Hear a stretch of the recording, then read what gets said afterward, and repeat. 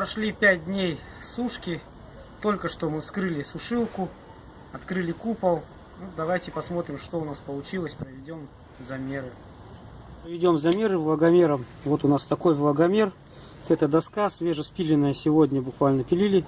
Замерим влажность сырой доски. Ну, вот видим, влажность 38%. Ну и посмотрим влажность уже нашей высушенной доски. Ну, вот видно, здесь она 5%.